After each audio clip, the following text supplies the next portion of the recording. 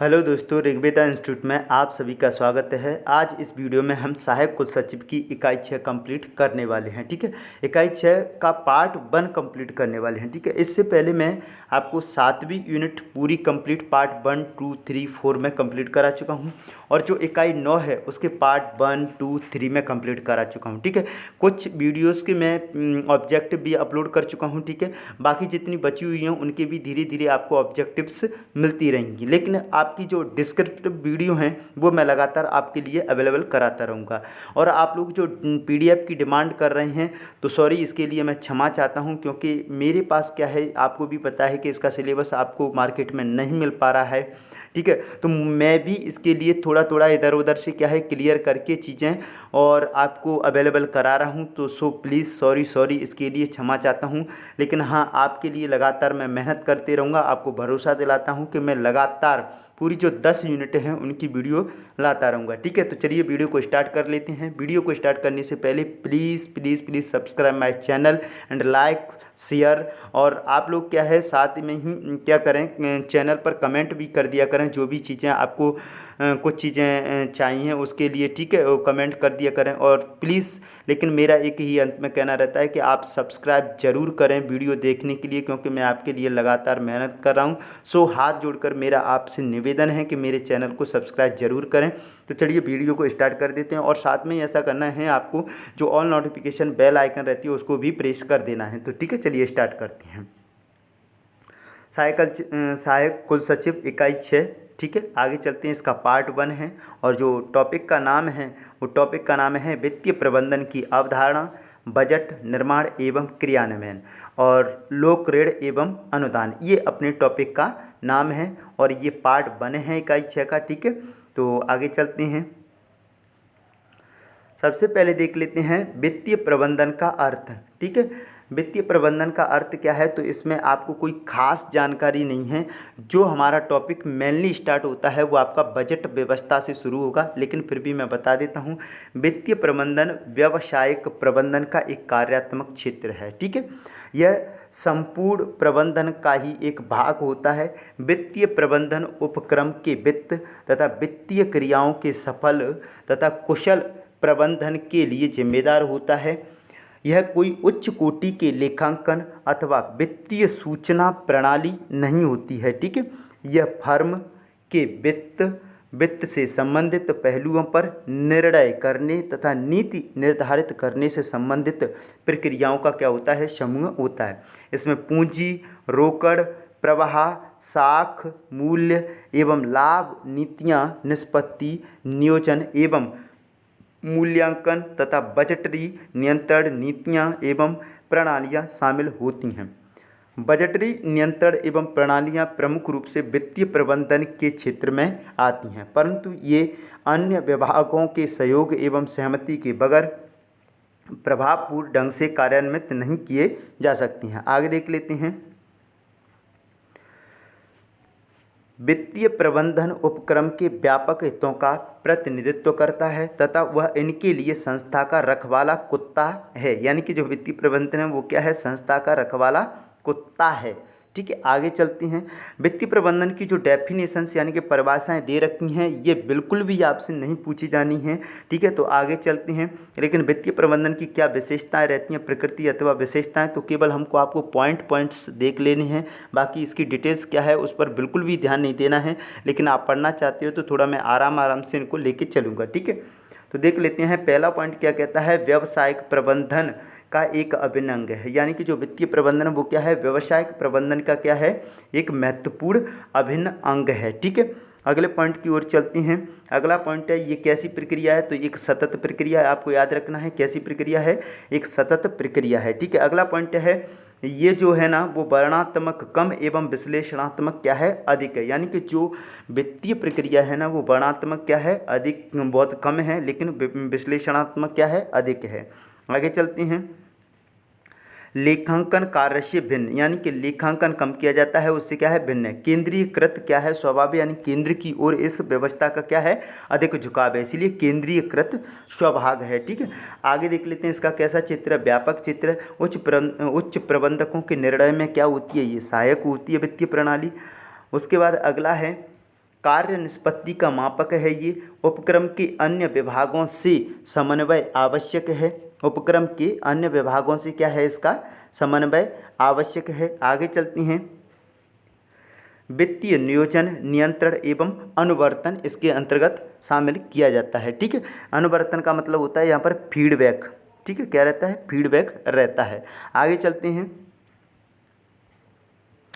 देख लेते हैं। ये आपकी मुख्य सब्जेक्ट है, वित्तीय प्रणाली, यहीं से आपकी शुरुआत होती है। तो देख लेते हैं बजटरी व्यवस्था। बजट शब्द की व्युत्पत्ति फ्रांसीसी शब्द बूजे से हुई है। किससे हुई है, फ्रांसीसी शब्द बूजे से हुई है, जिसका अर्थ क्या होता है, चमड़े का एक छोटा थैला। वर्ष 1733 में ब्रिटिश प्रधानमंत्री एवं वित्त मंत्री रॉबर्ट बालपुल देश की आर्थिक स्थिति का लेखा जोखा चमड़े के बैग में या थैले में रखकर लाए थे। कार्ड स्वरूप कालांतर में इसे क्या कहा गया, बजट कहा जाने लगा था। ठीक है, आगे चलते हैं, थोड़ा सा बड़ा कर लेता हूँ मैं इसको और आगे चलते हैं। ठीक है, देख लेते हैं। भारत में सर्वप्रथम बजट 18 फरवरी 1860 बजट प्रस्तुत करने का श्रेय, यानी कि भारत में सबसे पहले बजट को कब प्रस्तुत किया गया था, 18 फरवरी 1860 को प्रस्तुत। श्रेय किसको जाता है, तो लॉर्ड कैनिंग को जाता है। किसको जाता है, लॉर्ड कैनिंग को भारत में बजट पेश करने का श्रेय जाता है। लेकिन उनके कार्यकाल में, लॉर्ड कैनिंग के कार्यकाल में वित्तीय सदस्य कौन थे, जेम्स विल्सन।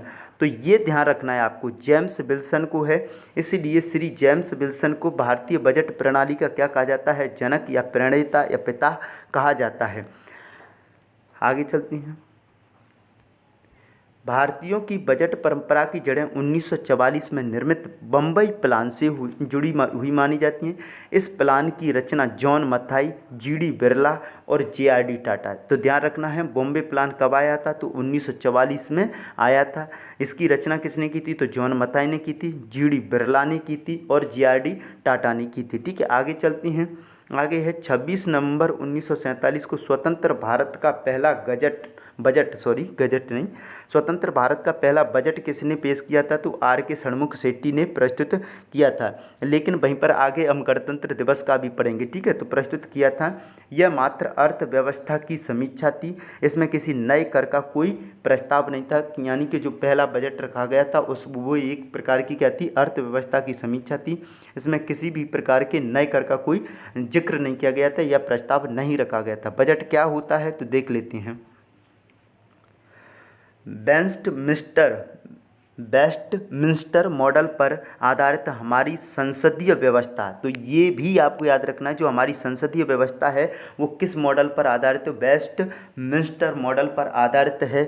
ठीक है, मैं संविधान के तहत चुने गए प्रतिनिधियों को आय और व्यय के फैसले लेने का अधिकार दिया गया है। ठीक है, इसके लिए संविधान के अनुच्छेद 265 में कहा गया है। इसके लिए किस में कहा गया है, ये संविधान के अनुच्छेद 265 में क्या कहा गया है, वेस्टमिंस्टर मॉडल पर आधारित हमारी संसदीय व्यवस्था, संविधान के तहत चुने गए प्रतिनिधियों को आय और व्यय के फैसले लेने का अधिकार किया गया।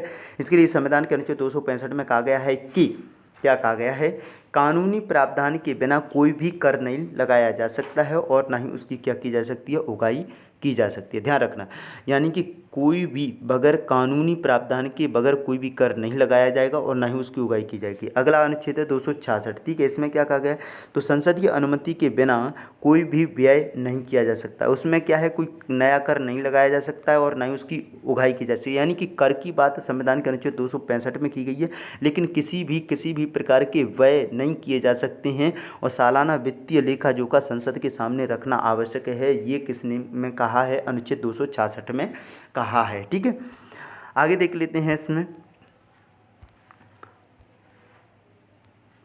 जो आपका बजट रहता है उसको देख लेते हैं। बजट में अगले वित्त वर्ष यानी कि 1 अप्रैल से लेकर के 31 मार्च, कब तक, 31 मार्च तक,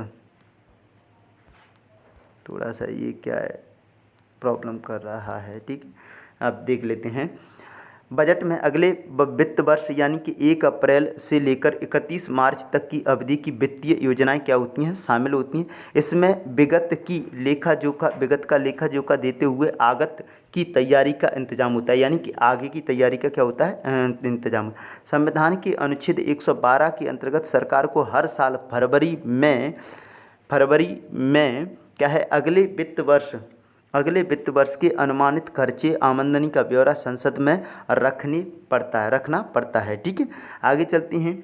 रखना पड़ता है। इस बजट की तैयारी नवंबर माह में कब की जाती है, नवंबर माह में, और बजट को पेश कब किया जाता है, फरवरी माह में पेश किया जाता है। ठीक है, से ही शुरू हो जाती है। बजट में आमतौर पर 3 चीज़ें होती हैं, क्या, पिछले वित्त वर्ष के अंतिम आंकड़े, चालू वित्त वर्ष के संशोधित आंकड़े और अगले वित्त वर्ष के प्रस्तावित अनुमान, ये 3 चीज़ें शामिल होती हैं। एक बार और देख लीजिए क्या क्या क्या, पिछले वित्त वर्ष के अंतिम आंकड़े, चालू वित्त वर्ष के संशोधित आंकड़े और अगले वित्त वर्ष के प्रस्तावित अनुमान बजट में शामिल होते हैं। ठीक है, आगे चलते हैं।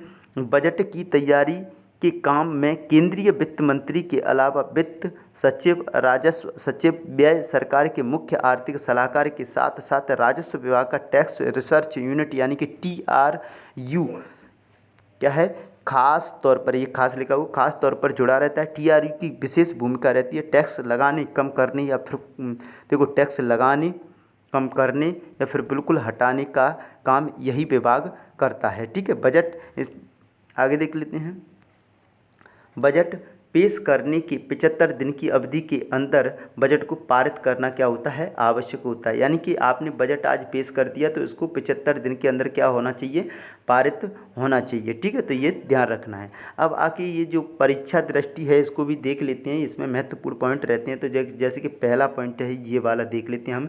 प्रत्यक्ष करों की उगाही करने वाले central board of direct taxes, क्या है, central board of direct taxes यानी कि CBDT का गठन कब किया गया था, तो इसका आंसर क्या हो जाएगा, 1963 में CBDT का क्या किया गया था, गठन किया गया था।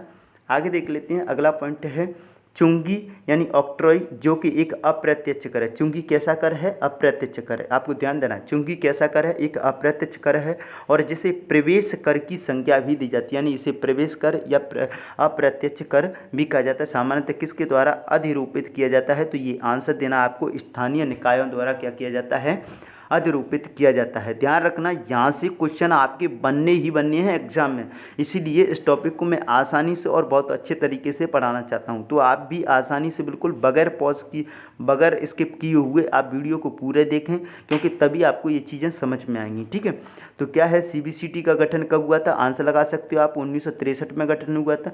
चुंगी कर कैसा कर है, तो एक अप्रत्यक्ष कर है जिसे प्रवेश कर भी कहा जाता है, और ये किसके द्वारा अधिरूपित किया जाता है, तो स्थानीय निकायों के द्वारा किया जाता है, अधिरूपित किया जाता है। आगे चलते हैं। क्या आप जानते हैं, तो ये जानते हैं, देखते हैं। स्वतंत्र भारत का पहला बजट क्या 26 नवंबर 1947 को क्या है, को पहले वित्त मंत्री, किसने, पहले वित्त मंत्री षणमुख सेठी द्वारा पेश किया गया था। यह बजट 15 अगस्त 1947 से 31 मार्च 1948 तक की 7.5 माह की अवधि के लिए था, अर्थात यह अंतरिम बजट था। यानी कि अगर आपसे पूछा जाए पहला बजट किस प्रकार का बजट था, तो आप आंसर लगा सकते हैं अंतरिम बजट था। और कितने महीने के लिए था, तो 7.5 माह की अवधि के लिए ये बजट था। आपसे पूछा जाए गणतंत्र भारत का पहला बजट किसने पेश किया था, तो 1950 में जॉन मथाई के द्वारा गणतंत्र भारत के पहले बजट को क्या किया गया था, पेश किया गया था। अगला पॉइंट देख लेते हैं। अगला पॉइंट है गैर हिंदी भाषी होने के बावजूद, यानी कि हिंदी न बोलने के बावजूद भी CD देशमुख ने वित्त मंत्री रहते हुए 1955 से 56 का बजट पेश करने से पहले इस बात को सुनिश्चित कर लिया था कि बजट के सभी दस्तावेज हिंदी में छपें। इससे पूर्व सिर्फ अंग्रेजी में ही क्या होता था, छपता था। यानी कि 1955-56 से पहले बजट किस में आता था, अंग्रेजी में आता था। लेकिन किसके समय, सर CD देशमुख के समय क्या हुआ, हिंदी में दस्तावेजों को छापा गया था। आगे देख लेते हैं। अगला पॉइंट है देश के 4 प्रधानमंत्री ऐसे हुए जो वित्त मंत्री पद पर भी रह चुके हैं, जैसे कि मोरारजी देसाई, चौधरी चरण सिंह, विश्वनाथ प्रताप सिंह, मनमोहन सिंह।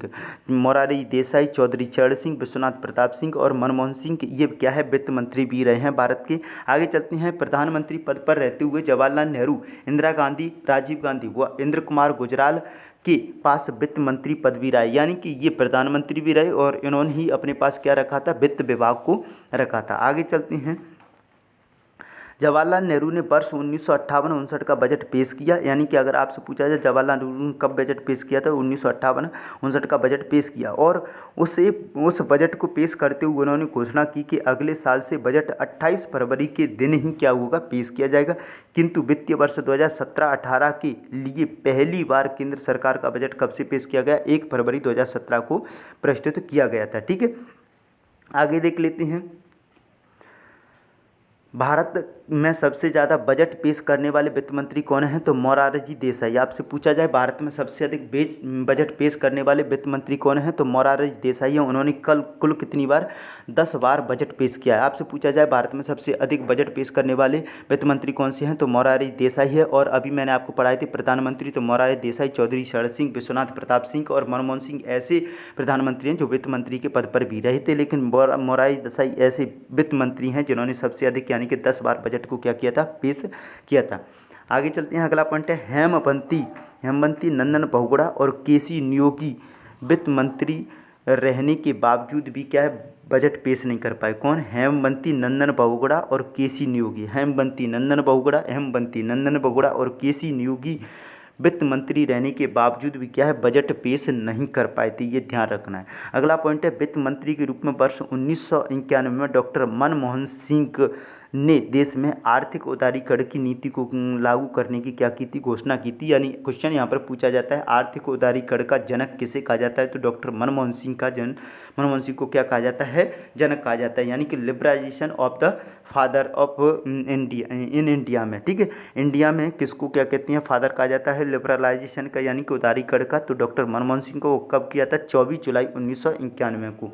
कब किया था, 24 जुलाई 1991 को किया था। अगला है राजीव गांधी 1987-88 में बजट पेश किया और ये अपने नाना एवं माँ के बाद बजट पेश करने वाले तीसरे प्रधानमंत्री थे। ठीक है, आगे हमने यहाँ तक ये पढ़ी ली थी, ये चर्चा करी ली थी।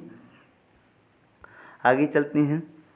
आगे है ज्ञातव्य है कि भारत में संघीय बजट को 2 स्तरों पर प्रस्तुत किया जाता रहा है, या था सामान्य बजट एवं रेलवे बजट। यानी कि क्या, संघीय बजट जो आता था तो 2 स्तरों पर आता था, एक तो रेलवे बजट आता था, एक सामान्य बजट। किंतु केंद्र सरकार द्वारा रेलवे बजट का इस बार यानी कि 2017-18 अलग से प्रस्तुत नहीं किया गया था, यानी कि एक ही मिला के मर्ज करके क्या किया गया था, पेश किया गया था। ध्यातव्य यानी कि हमें जानकारी है कि भारत में रेलवे बजट को सर विलियम ऑकवर्थ कमेटी की रिपोर्ट की संस्तुतियों के आधार पर वर्ष 1924 में क्या कर दिया गया, केंद्रीय बजट से अलग किया गया था तथा विगत 93 वर्षों में यह दोनों बजट संसद में अलग अलग ही प्रस्तुत किए जाते हैं। यानी कि 1924 से लेकर के अभी तक 2017-18 तक रेलवे और जो क्या कहते हैं केंद्रीय बजट हैं वो अलग अलग पेश किए जाते थे, लेकिन 2017 में इनको भी क्या कर दिया, इन्होंने मर्ज कर दिया। अब मोटे तौर पर जो बजट होती हैं वो क्या होती हैं, 5 प्रकार की होती हैं और ये बहुत महत्वपूर्ण होते हैं। ठीक है, आगे चलते हैं, इनको देख लेते हैं 5 प्रकार के बजट कौन कौन से हैं।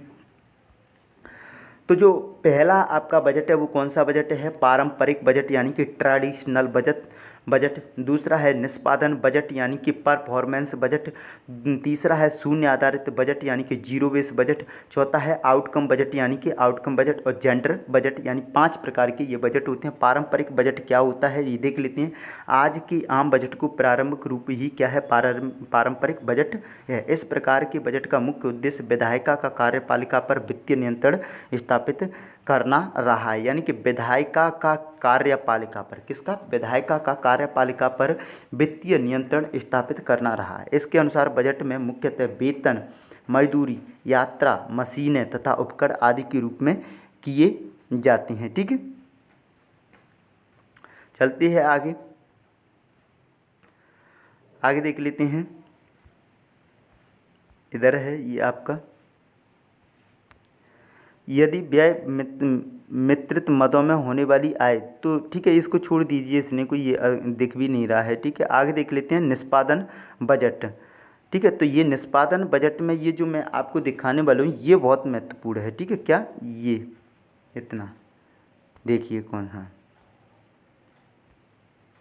देखिए ये क्या है, जो निष्पादन बजट है ना का श्री गणेश प्रथम हूपर आयोग 1949, कब 1949 में किया गया। तो आपसे पूछा जाए निष्पादन बजट की शुरुआत कब की गई थी, इसको कार्यपूर्ति बजट भी कहते हैं। निष्पादन बजट को क्या कहते हैं, कार्यपूर्ति बजट भी कहा जाता है। और इसका श्री गणेश यानी कि निष्पादन बजट को शुरुआत कब किया गया था, तो प्रथम हूपर आयोग था 1949 में, उसके द्वारा क्या है, सिफारिश पर यूएसए की संघीय सरकार द्वारा 1951 में क्या हुआ था, इसका श्री गणेश हुआ था। लेकिन हमारे देश में भी इस प्रणाली को 1968 में क्या किया गया था, प्रयोग लाया जा रहा है। यानी कि भारत में निष्पादन बजट की शुरुआत कब से हुई थी, 1968 से हुई थी। लेकिन विश्व में 1949 के बाद 1951 से इसकी अमेरिका में शुरुआत हो गई थी। अगला है आउटकम बजट। क्या है अगला, आउटकम बजट है, इसका भी देख लेते हैं। तो देश के संसदीय इतिहास में पहली बार 25 अगस्त 2005 को आउटकम बजट वित्त मंत्री द्वारा क्या किया गया था, पेश किया गया था। ठीक है, वित्त मंत्री द्वारा क्या किया गया था, पेश किया गया था। तो आपको याद रखना है 25 अगस्त 2005 को आउटकम बजट वित्त मंत्री द्वारा संसद से क्या किया गया था, प्रस्तुत किया गया था। ठीक है, आगे चलते हैं,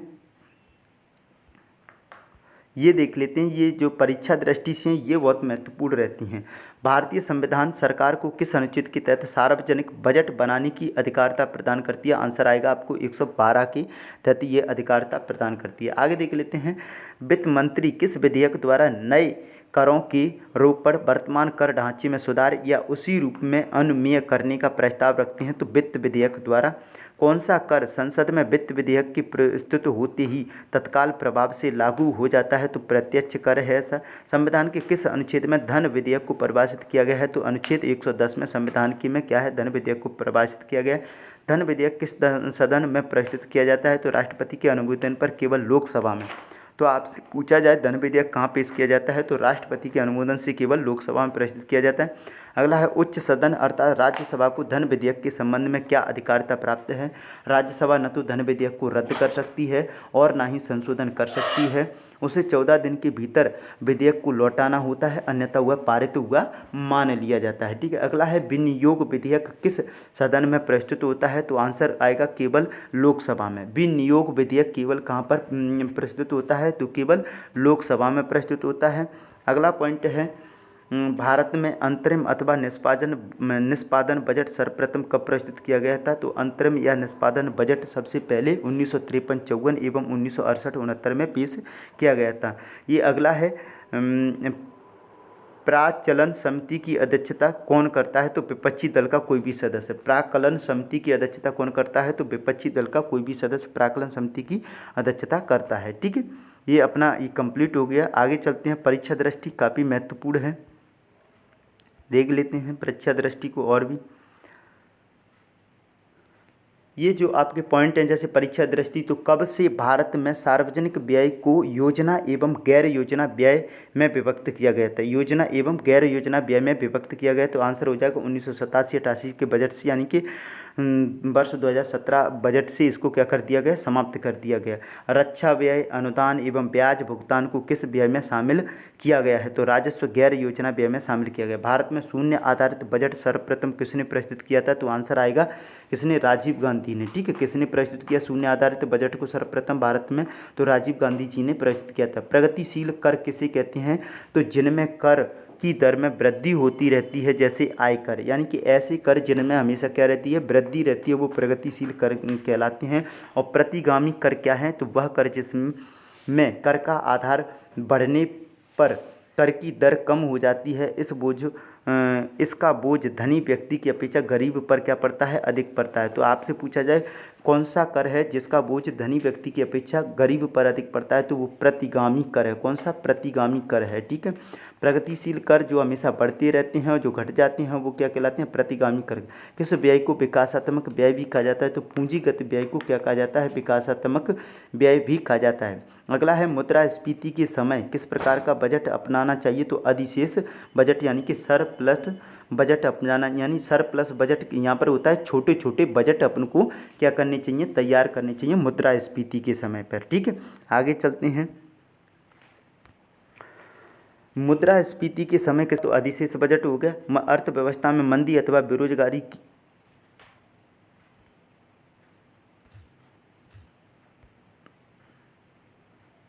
ये आपका क्या है, ये चला गया था यहाँ से, ठीक है। आगे वहीं पर चलते हैं हम, ठीक है।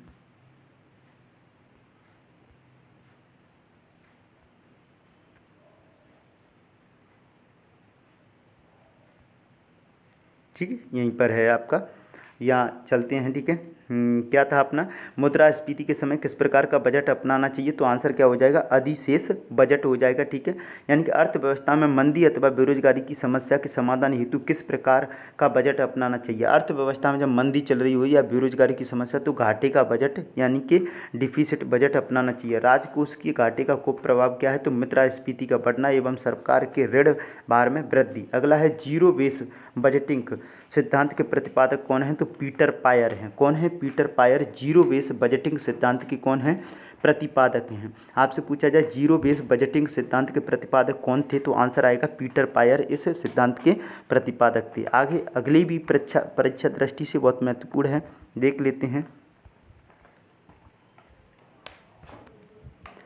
अनुपूरक बजट क्या है, यानी कि सप्लीमेंट्री बजट, यानी कि वर्ष के बजट में उल्लिखित न की गई किसी सेवा पर खर्च की गई आवश्यकता उत्पन्न हो जाती है, तो सरकार अनुच्छेद 115(1)(9) के अंतर्गत अनुपूरक बजट का अनुमान संसद में प्रस्तुत करती है, जिसे क्या कहते हैं, संसद स्वीकृति दे सकता है, ठीक है। संसद स्वीकृति दे सकता है, यानी कि जो मान लीजिए आपने बजट पेश कर दिया, अब आपको लगा कि हमें कोई नई योजना शुरू करनी है, तो इसके लिए आपको पैसा चाहिए, तो फिर उसके लिए जो संसद से आपको जो क्या कहते हैं, आपको जो मांग की करते हैं संसद से, वही क्या कहलाती है, अनुपूरक बजट कहलाती है। आगे चलती हैं। इष्टतम करारोपण का सिद्धांत किसने प्रतिपादित किया था, कौन सा, इष्टतम करारोपण का सिद्धांत किसने प्रतिपादित किया था, तो आंसर आएगा रैमसे ने। किसने प्रतिपादित किया था, रैमसे ने इसको प्रतिपादित किया था। अगला है विश्व धरोहर सूची में भारतीय रेलवे की किन संपत्तियों को शामिल किया गया है। विश्व धरोहर की सूची में भारतीय रेलवे की किन संपत्तियों को शामिल किया गया है, तो आंसर आ जाएगा Darjeeling Himalayan railway, Nilgiri mountain railway, Mumbai की विक्टोरिया टर्मिनल रेलवे स्टेशन को। तीन है, Darjeeling Himalayan railway, Nilgiri mountain railway व मुंबई के विक्टोरिया टर्मिनल रेलवे स्टेशन को, ठीक है। अगला है आपका, देश का सबसे बड़ा उपक्रम कौन सा है, तो आंसर आएगा भारतीय रेलवे में लगभग 14 लाख श्रमिकों को रोजगार मिला हुआ है, जो देश के किसी भी उपक्रम में सबसे अधिक है, तथा केंद्रीय कर्मचारियों की कुल संख्या का 40% है। यानी कि भारत सरकार का सबसे बड़ा उपक्रम कौन सा है, तो रेलवे है, ठीक है। आगे चलते हैं। देश में कंप्यूटरीकृत रेल आरक्षण प्रणाली की शुरुआत कब की गई थी, तो 1986 में। देश में कंप्यूटरीकृत रेल आरक्षण प्रणाली की शुरुआत कब की गई थी, तो आंसर आएगा 1986 में। अगला है, देश में सबसे तेज गति से तथा सर्वाधिक लंबी यात्रा की रेलगाड़ी कौन सी है, तो क्रमशः गतिमान एक्सप्रेस 160 किलोमीटर प्रति घंटा एवं विवेक एक्सप्रेस डिब्रूगढ़ असम से कन्याकुमारी में चलाई गई थी 19 नवंबर 2011 से, ठीक है। यानी कि सबसे लंबी ट्रेन अगर कौन सी है, तो विवेक एक्सप्रेस, और सबसे स्पीड में चलने वाली है तो गतिमान एक्सप्रेस 160 किलोमीटर प्रति घंटा की स्पीड से चलती है। अगला है, केलकर समिति किससे संबंधित है, तो केलकर समिति प्रत्यक्ष तथा परोक्ष करारोपण से संबंधित है। किससे, प्रत्यक्ष तथा परोक्ष करारोपण से संबंधित है। अगला है, मेन वेट, मोड वेट तथा सैन वेट किससे संबंधित है, तो केंद्रीय उत्पाद शुल्क से। अगर आपसे पूछा जाए मेन वेट, मोड वेट तथा सैन weight, mode weight, main weight, mode weight, सैन weight, main weight, mode weight, सैन वेट किससे संबंधित है, केंद्रीय उत्पाद शुल्क से संबंधित है। किससे संबंधित है, केंद्रीय उत्पाद शुल्क से संबंधित है। अगला है, राज्य स्तर पर वेट किस कर के स्थान पर लागू होता है, तो बिक्री कर यानी कि व्यापार कर के स्थान पर। राज्य स्तर पर वेट, ये ध्यान रखना है, बहुत महत्वपूर्ण है। राज्य स्तर पर वेट किस कर के स्थान पर लागू होता है, तो आंसर आएगा बिक्री कर यानी कि व्यापार कर के स्थान पर लागू होता है। आगे देखो, ये डिटेल्स हो चुकी है, ये जो मैं पढ़ा रहा हूँ वो आपको क्लियर हो चुके हैं। जो देखो थोड़ा सा यहाँ पर देख लेते हैं, जेंडर बजट है, तो संसार में सबसे पहले ऑस्ट्रेलिया में क्या की गई थी, जेंडर बजट की शुरुआत की गई। अगर आपसे पूछा जाए जेंडर बजट सबसे पहले कब शुरू किया गया था, कहाँ पर शुरू किया गया था, तो आंसर आएगा ऑस्ट्रेलिया में, ठीक है। और कब, 1984 में पेश किया गया था। भारत में महिला अधिकारिता और महिला सशक्तिकरण की दिशा में बजट के योगदान को स्वीकार करते हुए केंद्र सरकार द्वारा जेंडर बजट की शुरुआत विगत कुछ वर्षों से की गई है। जेंडर बजट के माध्यम से सरकार द्वारा महिलाओं के विकास, कल्याण और सशक्तिकरण से संबंधित योजनाओं और कार्यक्रम के लिए क्या है, प्रतिवर्ष बजट में एक निर्धारित राशि की क्या है, व्यवस्था सुनिश्चित करने के प्रावधान किए जाते हैं। यानी कि जेंडर बजट केवल और केवल किसके लिए है, महिलाओं के सशक्तिकरण से संबंधित है। देश में जेंडर बजटिंग जैसा नया प्रयोग निश्चित रूप से महत्वपूर्ण भूमिका निभा सकता है। ठीक है, आगे चलते हैं। जो राजस्व बजट है ये देख लेते हैं, ये कोई काम की नहीं है। फिर से आगे परीक्षा दृष्टि जो कि बहुत महत्वपूर्ण रहती है, मैं बता भी रहा हूँ, लेकिन इसको छोड़ दीजिए, इसमें मुझे कुछ ज़्यादा खास भी नहीं है। ठीक है, जो हमको सबसे पहले ये है, हाँ, वेट की बात की जा रही है, तो वेट को सबसे पहले किस देश में लागू किया गया, तो आंसर आएगा जर्मनी में। ठीक है, अगर आपसे पूछा जाए वेट को सबसे पहले किस देश में लागू किया गया, तो आंसर आएगा 1921 में, किंतु वह सफल नहीं रहा था, ध्यान रखना। सफलतापूर्वक वेट को सर्वप्रथम लागू करने वाला देश कौन सा है, फ्रांस 1954 में। तो आपसे पूछा जाए वेट को सबसे पहले लागू करने वाला देश जर्मनी 1921 में, लेकिन सफल नहीं रहा था। सफलतापूर्वक लागू करने वाला देश कौन सा है, फ्रांस है 1954 में। किस समिति की संस्तुति पर भारत में 2005 में बेट लागू हुआ था, तो असीम दास गुप्ता समिति की सिफारिश पर। आपसे पूछा जाए बेट किस समिति की सिफारिश है, तो अप्रैल 2005 में असीम दास गुप्ता की समिति पर लागू हुआ था। किस प्रमुख औद्योगिक देश ने बेट लागू करके पुनः हटा लिया था, तो जापान देश ने हटा लिया था। ठीक है, आगे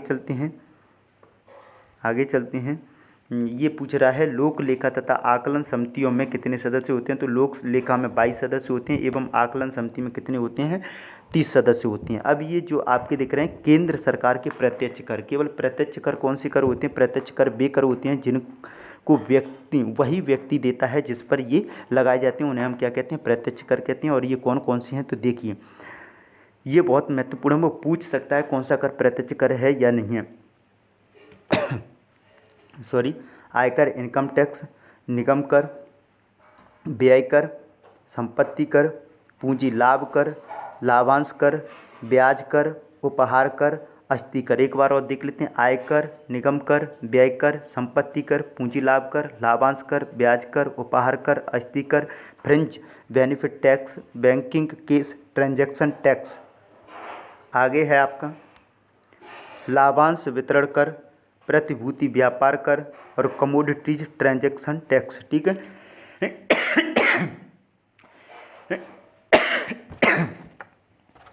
सॉरी, थोड़ा सा वेट कीजिए यहाँ पर।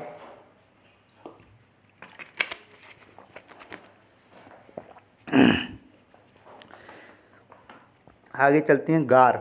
अब ये गार क्या है, गार का फुल फॉर्म है जनरल एंटी अवॉइडेंस रूल, यानी जनरल एंटी अवॉइडेंस रूल होता है कर चोरी और काले धन को रोकने के लिए एक तरह का नियम है। ये बहुत महत्वपूर्ण, कर चोरी एवं काले धन को रोकने के लिए एक तरह का नियम, वो क्या कहलाता है, गार है। ठीक है, आगे चलते हैं करों के प्रकार, तो छोड़िए इसको, तो परीक्षा दृष्टि से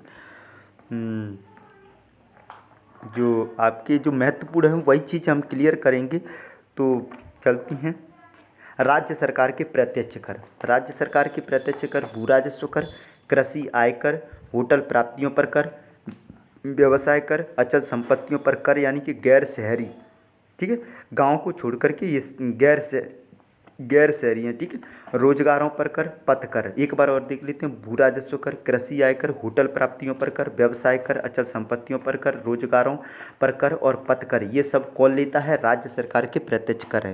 मैंने केंद्र सरकार के प्रत्यक्ष कर आपको बता दिए। अब हम पढ़ लेते हैं अप्रत्यक्ष कर। क्या होता है, ऐसे कर या अप्रत्यक्ष अप्रोच कर वे कर हैं जिनका दबाव एक व्यक्ति पर अथवा उसका भार दूसरे पर पड़ता है। अन्य शब्दों में कर की जिम्मेदारी तो करदाता पर होती है, परंतु वह कर का भार पूर्ण रूप से अथवा आंशिक रूप से दूसरे व्यक्तियों पर भी क्या है, टाल देता है। उसे हम क्या कहते हैं, अप्रत्यक्ष कर कहते हैं।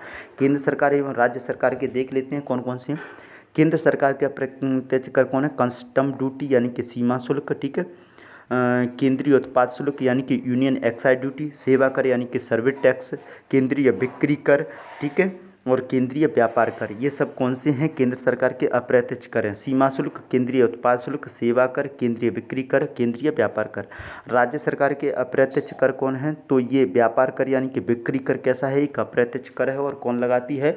राज्य सरकार लगाती है। स्टाम्प एवं पंजीयन शुल्क, राज्य उत्पाद शुल्क, डीजल पेट्रोल पर बिक्री, वाहनों पर कर, परिवहन कर। ठीक है, डीजल पेट्रोल पर बिक्री, वाहनों पर कर, परिवहन कर, राज्य उत्पाद शुल्क, स्टाम्प एवं पंजीयन शुल्क और व्यापार पर बिक्री कर। ठीक है, ये कौन लगाती है? राज्य सरकार के अप्रत्यक्ष कर हैं। ठीक है, आगे चलती हैं। ये आपका कंप्लीट हो चुका है, ये आपकी कोई बहुत ज़्यादा महत्वपूर्ण नहीं है।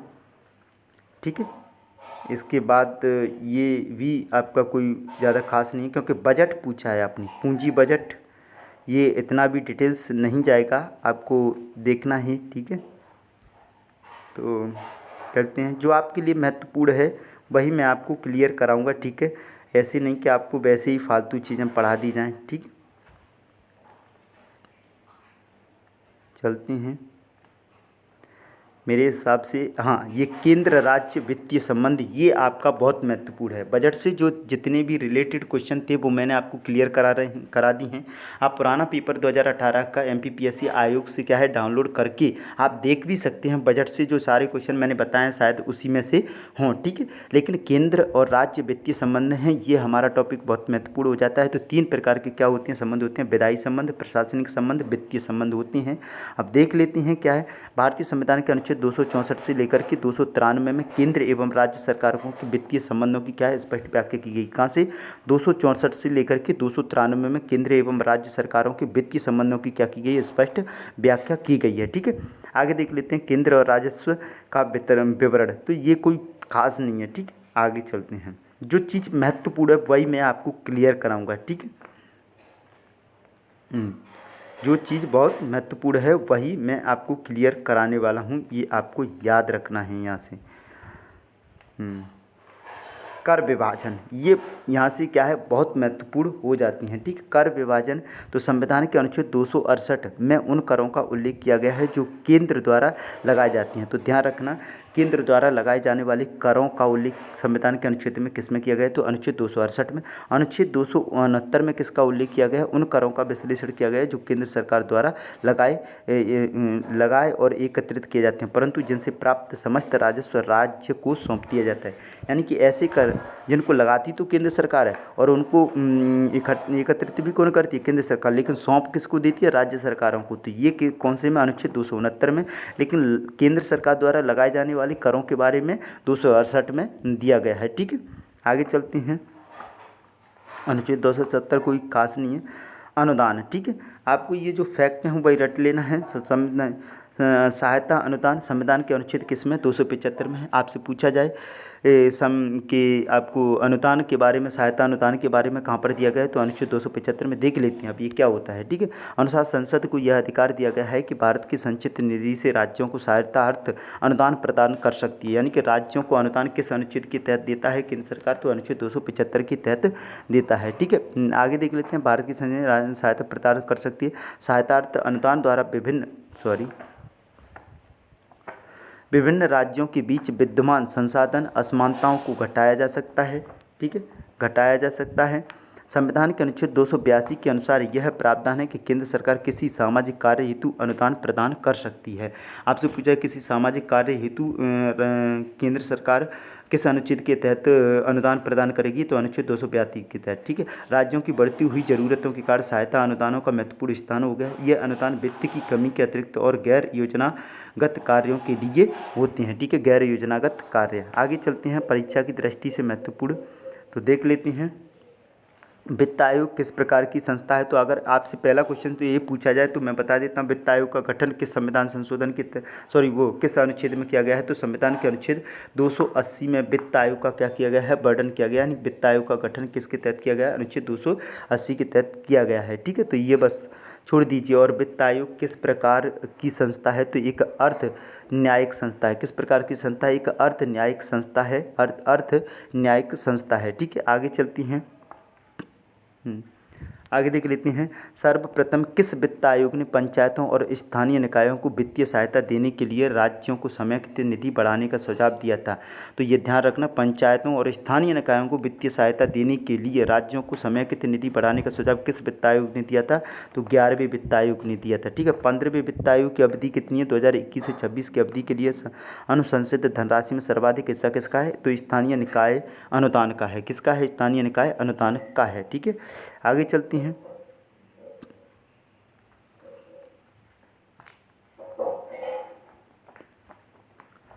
ये राज्यों को ऋण, तो राज्यों को ऋण ये आपका महत्वपूर्ण है थोड़ा सा। राज्यों को ऋण, तो संविधान के अनुच्छेद 292 के अनुसार संसद द्वारा बनाई गई विधि की सीमा के अंतर्गत भारत की संचित निधि की साख पर देश के भीतर विदेशों से अथवा अंतर्राष्ट्रीय मौद्रिक संस्थाओं से केंद्र सरकार को ऋण लेने की सामर्थ्य का क्या है? प्रावधान है। किसके तहत? अनुच्छेद 292 के तहत। ठीक है, आगे चलते हैं। वित्त आयोग, जैसा कि मैं बता चुका हूं, तो संविधान के अनुच्छेद 280 के तहत क्या है? इसका गठन किया जाता है। और कौन करता है? राष्ट्रपति इसका क्या करता है? गठन करता है। अगर आपसे पूछा जाए कौन करता है? गठन करता है। अब आपको काम करना है कि भारत में वर्तमान में भारत के वित्त आयुक्त कौन है, ये आपको कमेंट बॉक्स में कमेंट करना है। ठीक है, आगे चलते हैं। और ये कोई बहुत ज़्यादा खास नहीं है, तो ये आपकी यहाँ पर जो है क्लियर हो जाता है। ठीक है, ये जो आपका पहला टॉपिक है वित्तीय प्रबंधन और बजट निर्माण एवं क्रियान्वयन, तो ये ठीक है, ध्यान रखना। अब एक थोड़ा सा यहाँ पर एक पॉइंट ये है, उपयुक्त भारत में अब तक 13 वित्त आयोग का गठन किया जा चुका है, तो ये गलत है। कितने? 15 वित्त आयोग का क्या किया जा चुका है? गठन। और भारत के पहले वित्त आयोग का गठन कब किया गया था? 1951 में।